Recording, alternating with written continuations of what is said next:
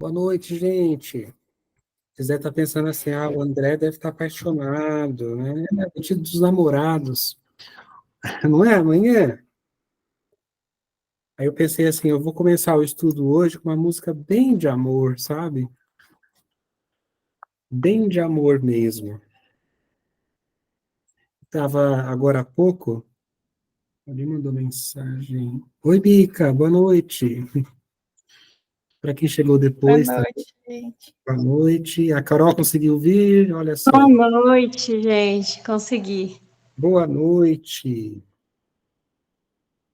Pois bem, essa palavra amor tem tantos significados, né? Se a gente for se aprofundar aqui, eu acho que a gente tira uns 10 encontros, né? Só para falar um pouco, né? Sobre o amor, né? De uma perspectiva psicológica, de uma perspectiva profunda, né? Então, isso tem um significado muito grande. Então, quando chegaria os namorados, assim, a meu ver, conforme eu aprendi com a psicologia analítica, né? O amor, ele significa inteireza, estarmos inteiros. Inteiros dentro de uma relação, inteiros fora de uma relação. Então, eu penso que de qualquer forma, amanhã, né, quer estejamos vivendo o amor, acompanhado de alguém, ou vivendo o amor na solitude, é um dia a ser comemorado, viu? Porque mesmo na solitude, né, mesmo solteiros, nós podemos estar vivendo o amor, podemos estar enamorados, né? Então, essa ideia que o amor é completude, no sentido de o outro me completa, isso aí é uma falácia, isso aí não é o amor em si, não. Isso é uma mentira que contaram para nós, em algum momento, né? Então, ninguém nos completa. Ninguém nos completou até agora e nos completará, né? Então, podemos sim viver o amor em diversos estados, né? Podemos estar solteiros, casados, enfim, né? Seja qual for o estado civil, eu convido vocês a comemorar o dia de amanhã, viu? Bom, gente, vamos lá. Ô, Mica, coloca pra gente aí, por favor, o PDF. Sim. Precisamos relembrar qual a página, né, que nós estamos. Alguém pode me ajudar, por favor? Onde nós paramos?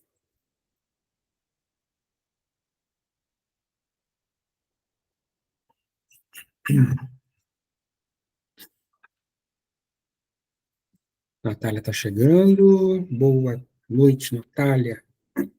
Olá, boa noite. Boa noite.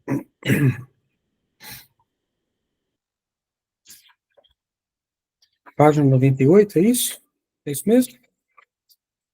Isso, parou nessa slide aqui, né? E aí eu não sei agora se foi na 98 ou 99. Tá. Não lembro. Ô, Natália, você sabe onde a gente parou? Que a minha marcação saiu aqui do lugar. Acho que é na 98. Podemos também sofrer de uma forma genérica de depressão. Porque eu Joia. lembro que a gente falou aqui, ó. Eu grifei esse parágrafo do desse modo, somos forçados a fazer uma escolha difícil, ansiedade ou depressão. Lembra que a gente falou sobre isso? A gente Sim. parou aí. Legal. Então, eu vou retomar esse parágrafo, né, desse modo, e seguimos a partir daí, né? Nós, acredito que tem gente nova no grupo. Quem é? Guilherme? Cadê? É o Guilherme? Seja bem-vindo, viu? Boa noite. Seja bem-vindo ao Clube de Leitura. A Roberta está chegando também, né? Gente, seja muito bem-vindo, viu? Ah, o nosso formato de estudos é um formato bem dinâmico, né? Então, nós vamos lendo, e à medida que vocês vão percebendo, né, a necessidade de entrar para compartilhar, para ampliar, a qualquer momento, tá bom? Senão, nós vamos seguindo a leitura, eu vou fazendo os comentários e no final a gente amplia, enfim, vamos deixar bem dinâmico. Estamos vendo esse capítulo 4, e o capítulo 4 está falando sobre a depressão, a dessuetude e o desespero. Ainda nós estamos falando sobre a depressão, né? Desse modo, somos forçados a fazer uma escolha difícil: a ansiedade ou a depressão. Se avançarmos, como insiste nossa alma, podemos ser invadidos pela ansiedade. Se não avançarmos, sofreremos a depressão, o achatamento do desígnio da alma. Nessa difícil escolha, precisamos escolher a ansiedade, pois ela, pelo menos, é um caminho de crescimento potencial. A depressão é uma estagnação e derrota na vida. Interessante a perspectiva dele, né? Porque, assim, ele está dizendo que em algum momento nós podemos estagnar. Nós podemos escolher, sim, deprimir, né? Ficarmos petrificados, né? Então ele opta aqui, né, em nos direcionar. É bom que escolhemos a ansiedade, né? Porque a ansiedade nos impulsiona para a vida, para frente, nas descobertas, desbravando caminhos, né? A depressão nos estagna. Podemos também sofrer de uma forma genérica de depressão. Lembrando que, assim, ele está aqui falando de vários tipos de depressão, né? Presos como tantos estiveram historicamente e ainda estão hoje em dia nas limitações de sexo, classe e restrições econômicas, a depressão é um fenômeno comum. Podemos ver a depressão debaixo da superfície de todo um país, como eu fiz na Irlanda. Podemos até mesmo considerar que, quando vivemos em uma época cujos mitos não estão em harmonia com a nossa alma, podemos também sofrer uma forma de depressão cultural. Se os papéis que formos chamados a representar não estiverem em harmonia com a nossa imagem interior, a miúde, vivenciaremos a discrepância como depressão, sem saber que é isso que está acontecendo. É difícil mergulhar até o fundo do poço quando nem mesmo sabemos que estamos nele. Os junguianos percebem um valor terapêutico na depressão neurótica. Esse movimento da psique representa uma regressão da energia a serviço do eu. Esse eu tá com E maiúsculo, então é a serviço da essência, né? Não é do ego, é do si mesmo, é do nosso centro interior, né? Então, essa depressão como um tempo oportuno onde a nossa energia ela fica regredida, ela fica internalizada a serviço da essência. Parece que é comum, né, ouvirmos de uma pessoa deprimida, né? Eu não tenho força, eu não tenho energia para mais nada. Eu costumo corrigir essas pessoas nessa hora, né? Não é que você não tem. A energia está em você, só que está aí dentro. Antes estava para o trabalho, para os filhos, para o marido, para tudo, mas agora está aí dentro, a serviço da tua verdade interior, né? Assim como uma regressão noturna, o sono serve de equilíbrio e cura para o corpo e para a psique.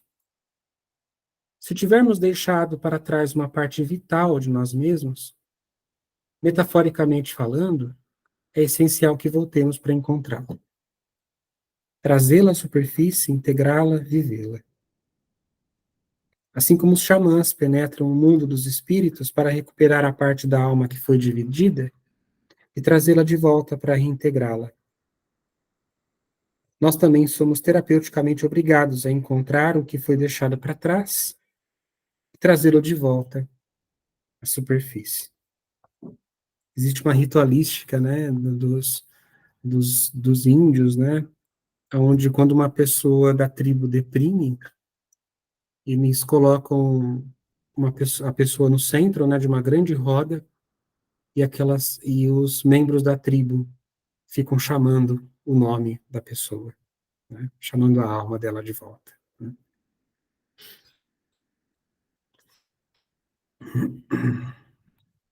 Isso é tão profundo, né?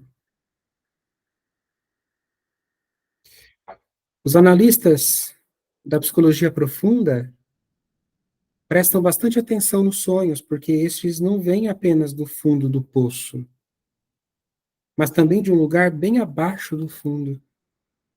Assim, nós também podemos estimular a técnica da imaginação ativa, a fim de ativar os conteúdos psíquicos que foram reprimidos. Uma pausa aqui, assim, para a gente dar uma atenção especial para os sonhos, né? Não sei se vocês já têm a prática, né, de anotar os seus sonhos.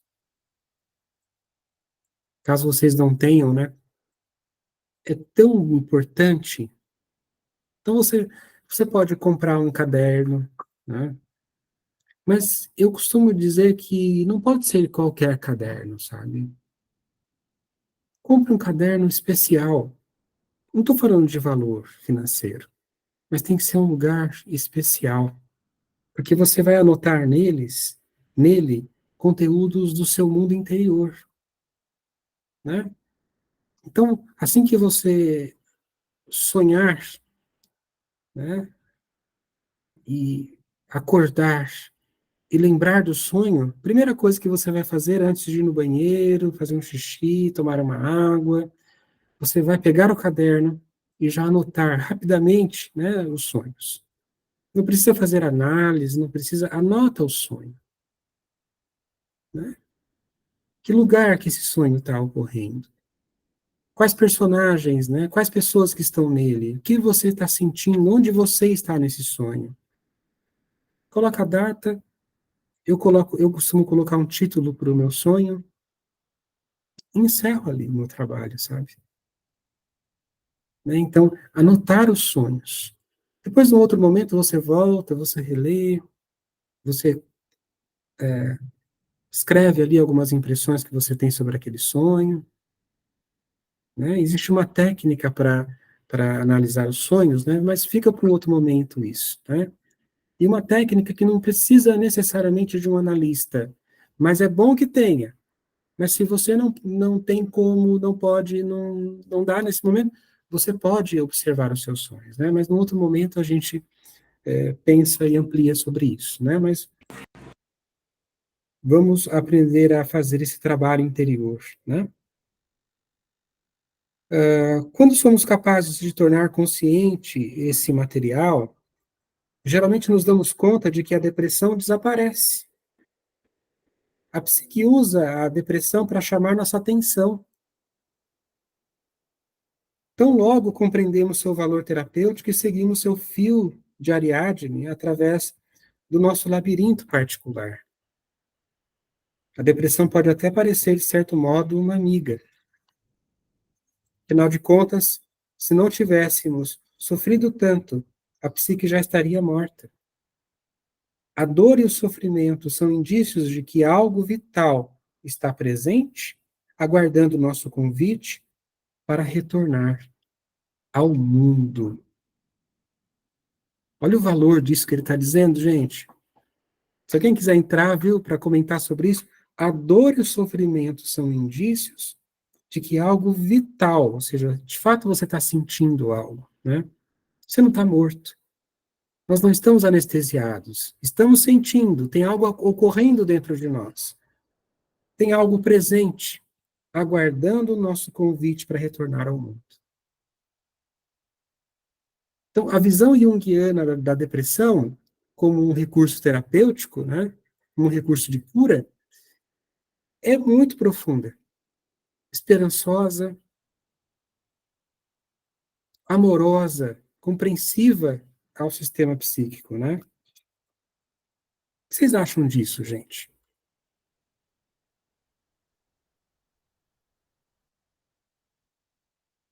Vocês já passaram por isso, de fato, né? Quando a dor e o sofrimento estão convidando vocês a viver, estão convidando vocês para a vida de novo, Quem já passou por isso sabe o que é isso.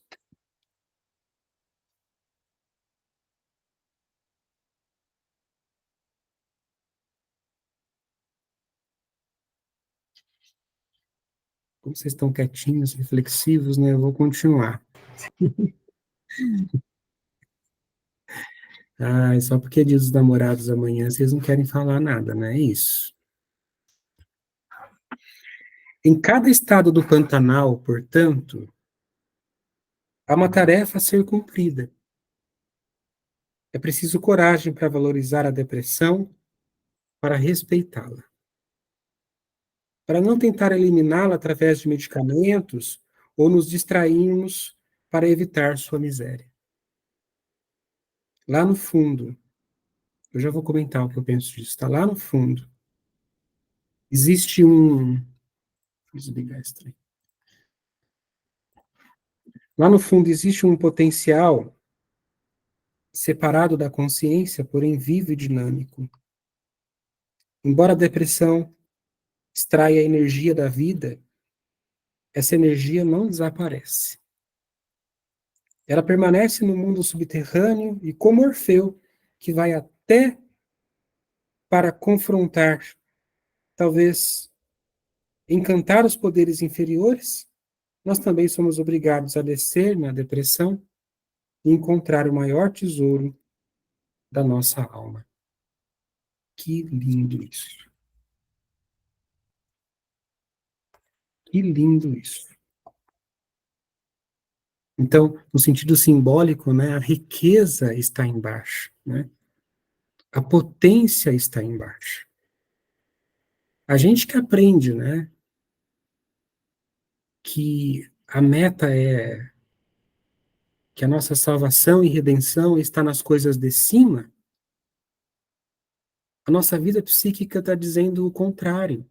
A nossa redenção está nas coisas de baixo. Né? Porque embaixo que está, então, o tesouro da nossa alma. Então, essa é uma linguagem poética, mas trazendo, né, de forma mais miúda e existencial, né, o tesouro da nossa alma são os nossos valores, né, é aquilo que nós somos de fato. É a nossa verdade. É a nossa verdade.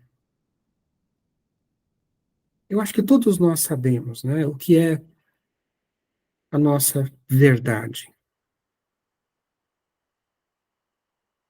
Mesmo uma criança, um adolescente, que não tem muita abstração assim para discorrer sobre as, as questões existenciais, né, da vida, uma criança sabe o que é a verdade. E eu sei o que eu estou dizendo porque eu tenho duas em casa. Sabe o que é a própria verdade. Mas, pai, eu não gosto disso. Mas, filho, pai, eu não gosto. Né? Então, assim, parece que o movimento depressivo, né, que nos coloca nessa região da nossa própria verdade, né, nos comprime, né, para que nós, então, resgatemos, né, quem nós realmente somos. Tudo bem? Vamos continuar?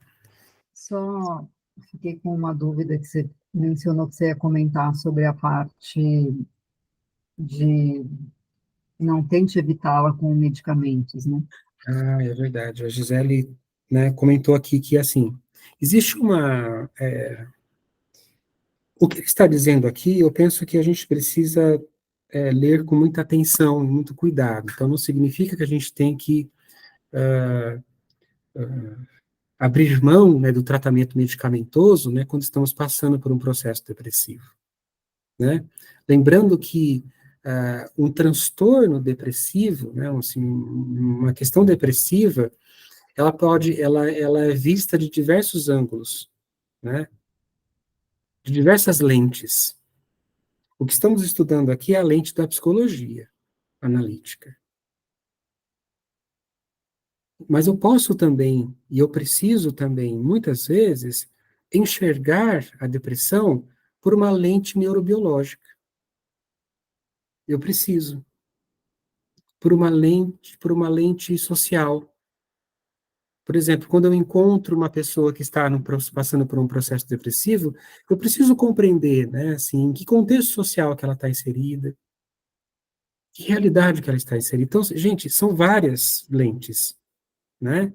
E muitas vezes, quando eu estou acompanhando uma pessoa que está passando por depressão, eu preciso trocar a lente e falar assim, essa pessoa também precisa regular, né, algo biológico. Aí entra a medicação, né? Então, assim, é isso que eu queria dizer aqui nesse ponto. Oi, Eli.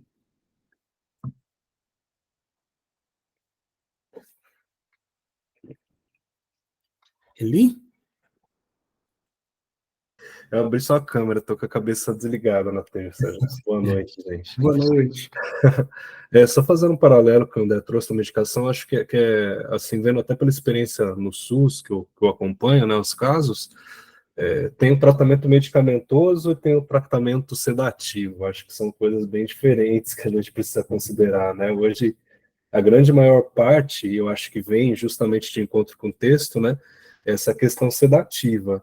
Então, são classes até diferentes quando a gente para pensar sobre isso. Hoje em dia, as pessoas elas estão muito, e não é à toa que gera dependência, até o que a gente está falando, dessa classe em específico, né, que são os benzodiazepínicos e coisa e tal, é justamente porque é um processo de sedar, acalma, tranquiliza, né, anestesia a gente. É diferente de outros tratamentos que a gente poderia pensar, né, para a gente, até, o André não está fazendo isso, mas tem muita gente que demoniza as medicações, né, então a gente fazer esse contraponto, porque tem muita medicação que não é tratamento, realmente, é só paliativo ali para você poder anestesiar, inclusive, esse processo, porque é ali a angústia, né? Aquele desamparo, aquele desconforto, aquela insônia recorrente que as pessoas querem, muitas vezes, com esses pensamentos que vêm e ocupam, né? Querem estar sendo anestesiados. E, infelizmente, a prática que a gente vê clínica, na grande maior parte, né? Clínica médica, ela trata justamente de resolver rapidamente, de forma até líquida, né? Então, eu só queria fazer essa contribuição para a gente entender, às vezes, até como que a gente contribui nesses processos, né? Quem a gente também, quem é terapeuta, quem acompanha, quem não é também, mas conhece as pessoas que, né, familiares e coisa e tal, a gente acaba realmente prejudicando o processo e o pessoal vai se anestesiando, né? Uma coisa que não vai ajudar em nada realmente, né? Enfim. Que bom que você trouxe isso, Eli, porque bom mesmo, nossa, fazer essa diferenciação, né, entre um tratamento de fato, né, e algo que não é um tratamento. Não é. E assim, a rodo nós vemos pessoas que não tratam a depressão, apesar de estarem tomando antidepressivos, né? Então é muito sério, né? A escolha do médico, a escolha do psicoterapeuta que vai acompanhar, que muitas vezes vai conversar com o médico. Eu, particularmente, eu gosto de conversar com o médico. Já pedi muitas vezes para o médico rever, né, o tratamento, diminuir a medicação, quando noto que aquilo está sedando. Então, assim, ah, tratar a depressão é algo muito, muito, muito sério, né? Envolve conhecimento, né? Envolve essa sensibilidade, né? Onde os profissionais vão perceber que tipo de depressão que estamos lidando e como vamos percorrer esse caminho, né? Até porque um tratamento, ele tem começo, meio e fim. Tratamento que não tem essa pretensão de fim, não é tratamento. Não é. Né? Então, a pessoa vai tomar antidepressivo para sempre, para toda a vida. Senhores, né, a gente tem que pensar nisso. Né? Então, assim, há médicos e médicos, assim como há psicólogos e psicólogos, né? Então precisamos ver de que forma que estamos olhando para essa questão. Né? Bom, vamos lá. Ele vai trazer nesse capítulo, né, uma palavrinha que não é muito comum no nosso vocabulário, né, que é a desuetude. Né? o reino deprimente. Qual a diferença entre espírito e alma? Se a alma é o propósito da vida, o investimento feito pela natureza no indivíduo, então o espírito é a energia, a libido, o eros da jornada. Quando estamos deprimidos, podemos dizer que estamos com o espírito abatido. Perdemos a energia para empreender a jornada. Como vimos acima, a energia ainda está presente, mas afundou no fundo do poço. A desuetude é a experiência de estarmos com o espírito abatido, de estarmos desprovidos da energia para atravessar o Pantanal. Bonita essa diferenciação, né? E necessária, né? A alma é o propósito, o sentido da vida, né? O espírito é a energia, a força vital, né? Então, desuetude é estarmos, então, sem a energia, né? Para atravessar. Apáticos, tristes, à deriva na falta de propósito. Quem já não passou periodicamente algum tempo nesse área do lugar, ou às vezes anos? Até porque nós não temos, né, assim, energia todo momento para sempre, né, todo dia, né, nós não temos, né? Não há dias que você levanta e não, você está sem a energia, né? Ou está com a energia mais baixa. Etimologicamente, a palavra desuetude significa perder o hábito de usar. Mil coisas podem exaurir a energia psíquica necessária para a vida. A doença física, os milhares de choques naturais, dos quais a carne é herdeira, a fadiga e, é claro, o efeito de complexos que extraem a energia da consciência. Sim. Vamos fazer um parênteses aqui, né? Assim, ele está trazendo o conceito de complexos, né? Como uma realidade psíquica, né? Que habita o nosso inconsciente. Os complexos são aglomerados de experiências afetivas, olha, experiências da tua história pessoal, da tua memória, né? Então, aglomerados de experiências afetivas de tema comum.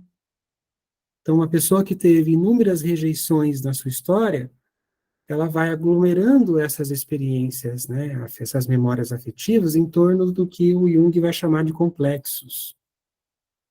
Então, um complexo de rejeição, né, por exemplo. Tanto que isso se popularizou, né, no senso comum, né, complexo de rejeição, né. Então, quando um complexo está atuando, isso pode nos roubar a energia psíquica, né? Observamos os sonhos e a sintomatologia para descobrir onde está a energia e aonde ela quer ir. O tal do momento, para podermos seguir a pista da energia que está ausente. Na linguagem da Idade Média, todos sofremos ocasionalmente de ascedia, de torpor espiritual, que era chamado de a doença do monge. A alma, segundo a fisiologia medieval, é úmida, e quando ela está seca, a pessoa sofre uma aridez do espírito, um pantanal da psique. Provavelmente o estilo adstringente dos monges, as devoções forçadas, os votos de pobreza, a castidade e a obediência, sem mensurar o monótono ambiente em que viviam, produziam uma diminuição do espírito, semelhante a que qualquer um de nós sofreria caso fôssemos presos. Como disse Max Piper, a essência do ascedia é a recusa de aceitar o próprio espírito. desistir da nossa qualidade única, sacrificar a jornada pessoal, não, não importa o quão normativas sejam as exigências do superego e os esforços institucionais, significa ferir a alma. Olha isso, desistir da nossa qualidade única. Estamos ferindo a nossa alma, né? Sacrificar a jornada pessoal, não importa o quão normativas sejam as exigências do superego, das leis, né? E os reforços institucionais significa ferir a alma. A diminuição do espírito é um resultado concomitante do ferir a alma. Eu não preciso, acho que nem, a gente não precisa nem pensar, né, sobre isso, né? O quanto nós estamos numa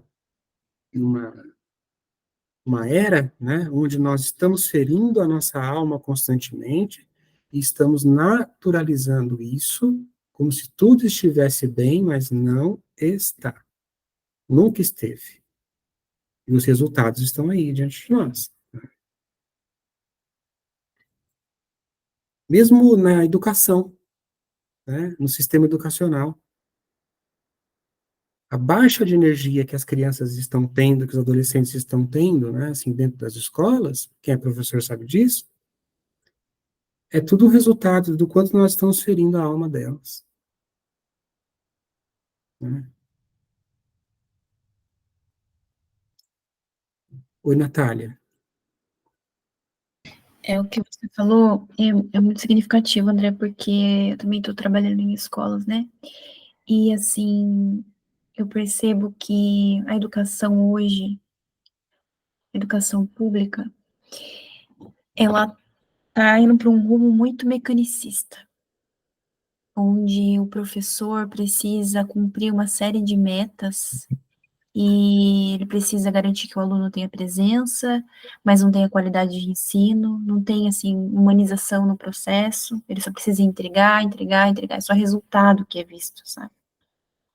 E isso acaba interferindo também nos alunos, né? Porque os alunos também, eles estão sendo vistos como máquinas, assim, eu só preciso entregar, independente da condição que eu esteja, sabe? E isso me preocupa muito, porque hoje a gente teve a inclusão da tecnologia, né, tem várias plataformas que eles utilizam, tudo bem, é um passo muito significativo, né, ter psicólogos também nas escolas é outro passo, só que, ao mesmo tempo, tem muitas problemáticas muito mais profundas, né, porque incluíram a tecnologia, mas não conscientizaram sobre o uso dela, né. Então, assim, o quanto que os nossos jovens e as nossas crianças que vão ser o nosso futuro estão envolvidos, assim, numa lógica muito mecanicista, muito Sem alma. sem alma. Eles, assim, estão gritando por socorro, Sem alma. É isso. o que é muito triste, assim. É mesmo. É mesmo.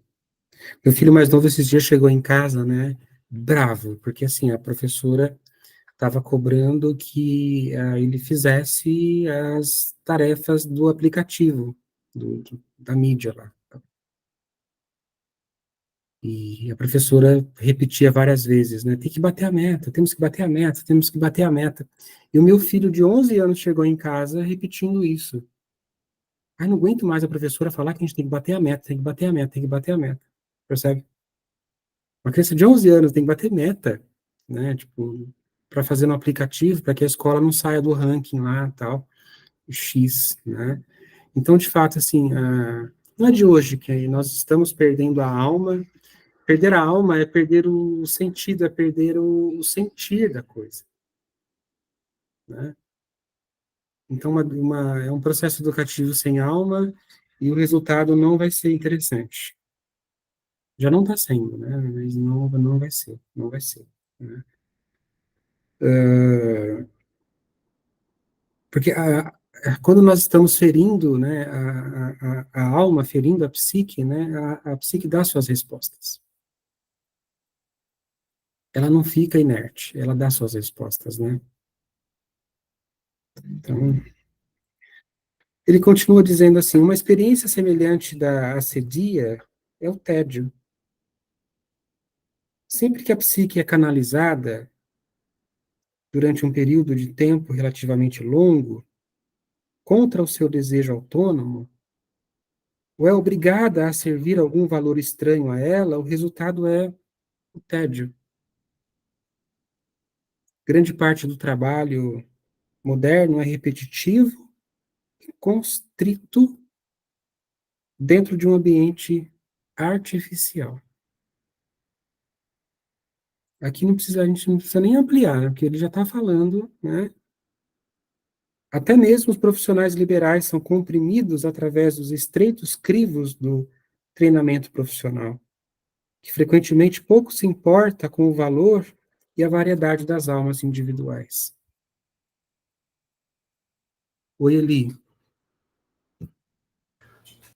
Eu estava lendo o texto aqui, achei interessante que ele traz, assim, essa dinâmica de tédio, muito dessa falta de investimento de valores pessoais, né? Mas na clínica eu tenho vivenciado uma coisa que é muito, muito, muito absurda, né? As pessoas, elas trazem tédio nos momentos de ócio delas, nos momentos que deveriam ser de prazer, de autocuidado, né? E assim, biologicamente até falando, né?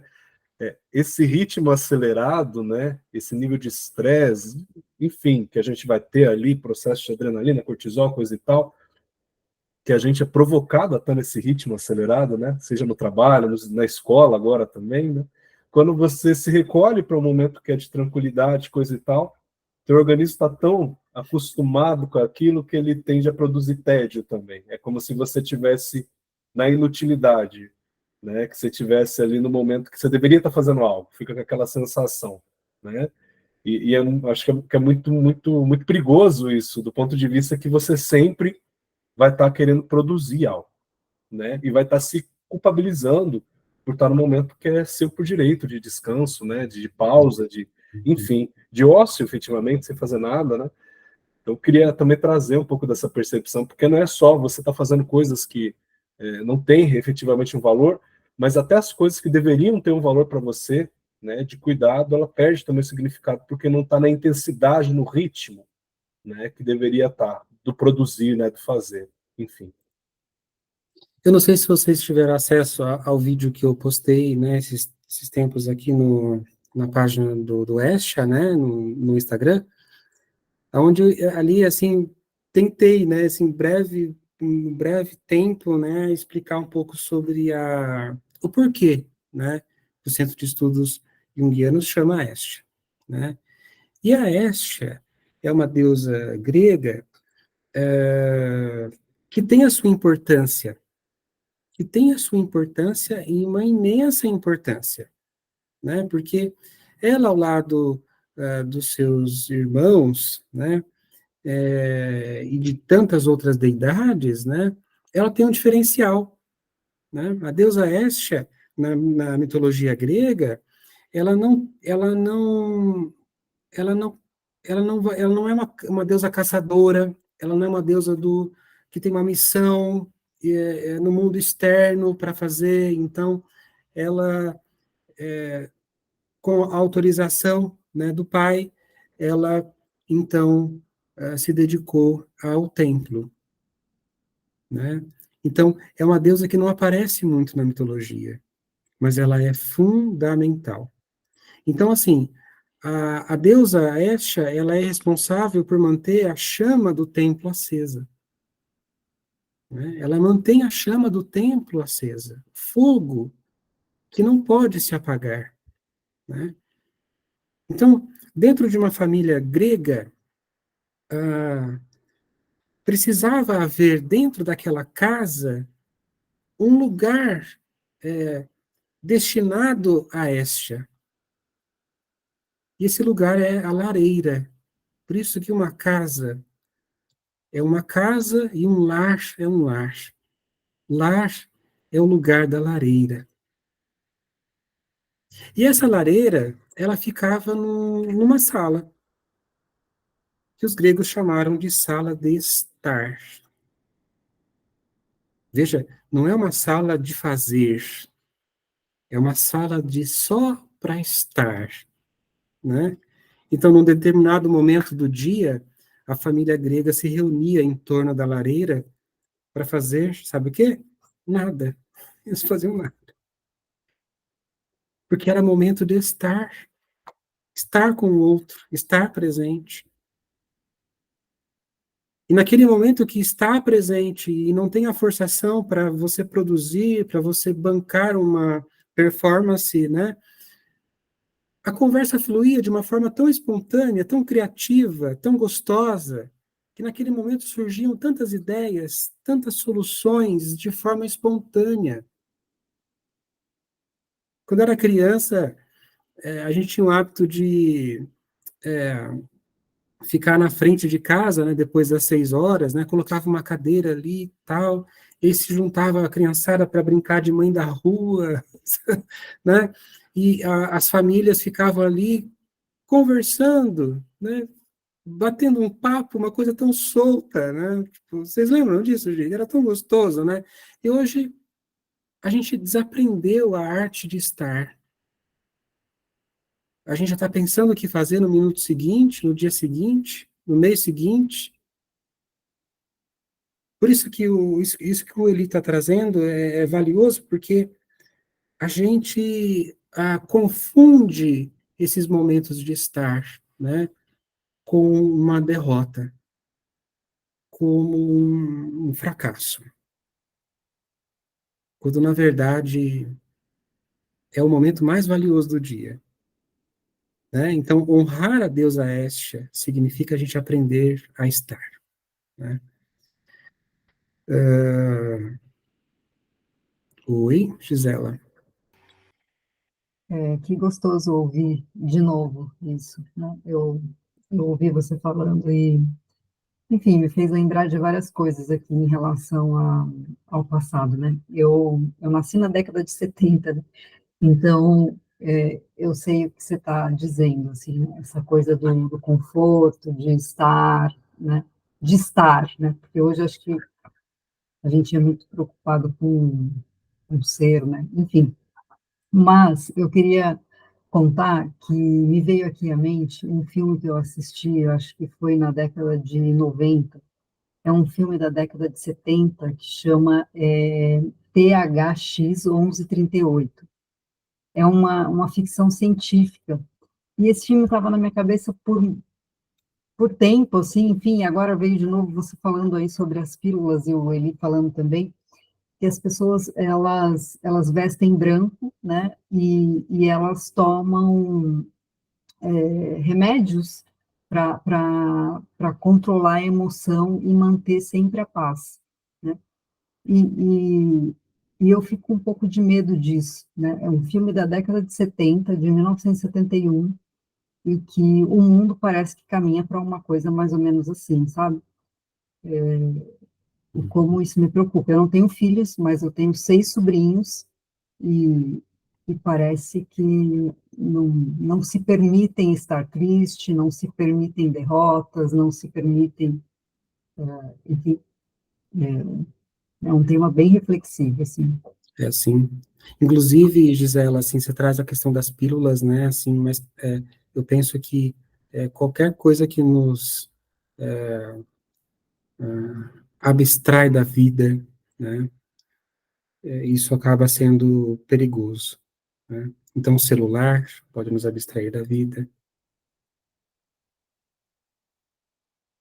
Nota que, assim, o uso constante do celular, sabe, é uma forma de catapultar, né, a gente da existência, e a gente vai naturalizando isso, né, tipo, então,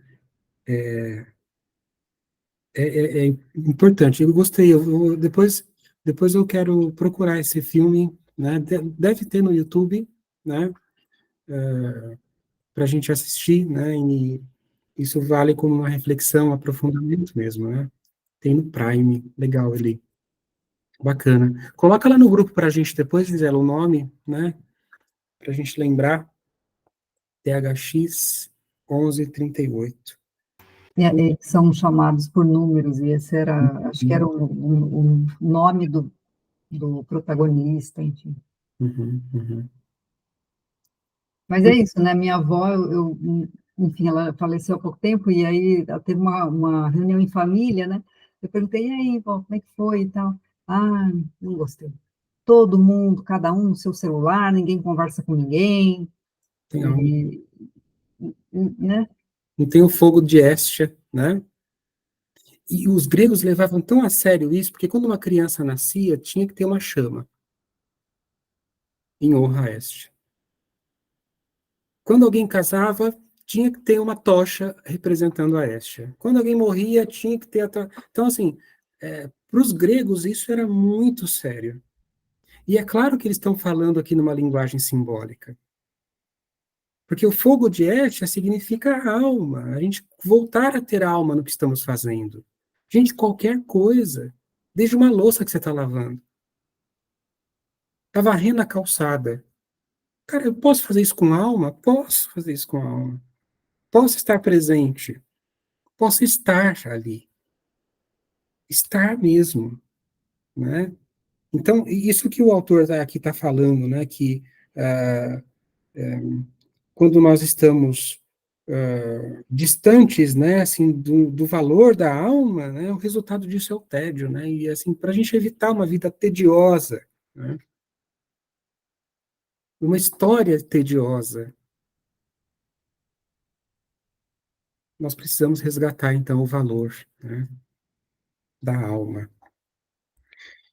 Eu vou continuar mais um pouquinho, a gente para nesse parágrafo, né, e para a gente continuar, né, assim, na semana que vem. Né. Grande parte do trabalho moderno é repetitivo, ele já disse isso, até mesmo os profissionais liberais são comprimidos através dos estreitos crivos do treinamento profissional.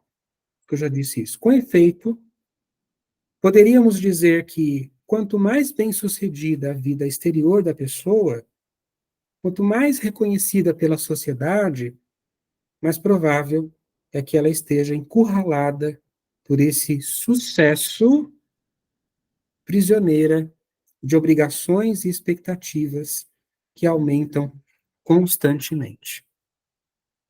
Esse sucesso pode constrangir enormemente a alma. O tédio, um visitante nem um pouco bem-vindo, frequentemente nos visita quando sofremos de uma progressiva redução de entusiasmo, tão linda essa palavra, né, pelo nosso trabalho, uma dessuetude do desejo.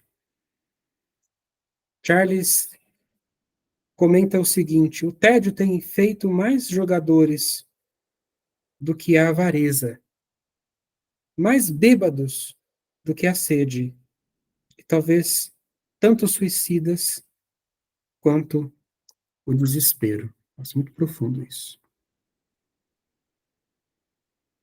Eu disse que eu gosto da palavra entusiasmo porque significa enteos, né? Enteos. Teos é Deus, né? É Deus dentro. Né? Então, uma pessoa entusiasmada é uma pessoa que está com Deus dentro de si, né? E aqui um Deus como símbolo de força de vida, né?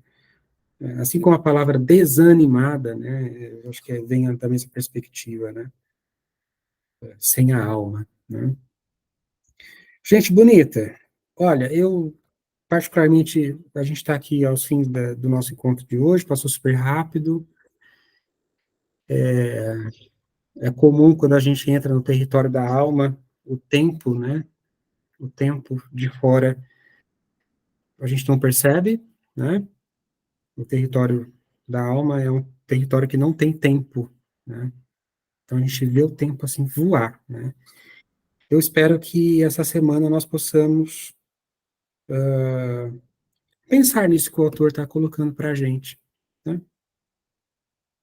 Sabe, esse afastamento da nossa alma, da nossa verdade, essa diminuição da energia vital, né? como um resultado concomitante, né, do afastamento da nossa verdade interior, né? E como a gente falou de Estia, a gente possa acender a lareira, né? Acender a lareira em tudo aquilo que a gente está fazendo, né? E eu acho que isso traz um resultado muito bonito. Então, tudo bem, gente? Cadê o Eli? O Eli vai tirar uma fotinha, porque ele é o nosso registrador.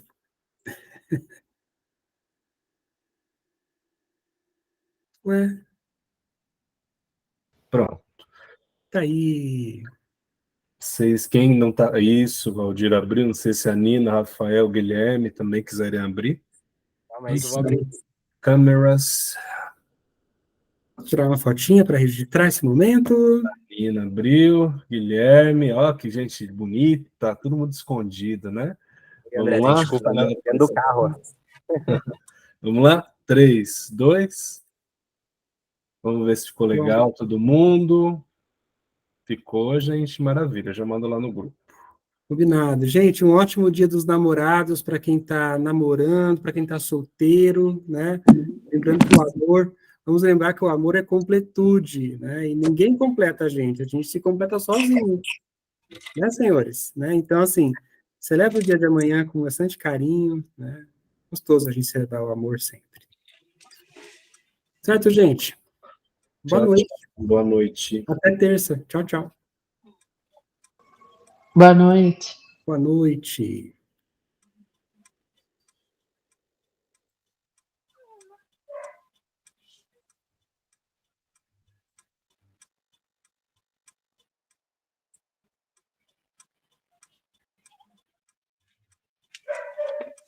Acabou?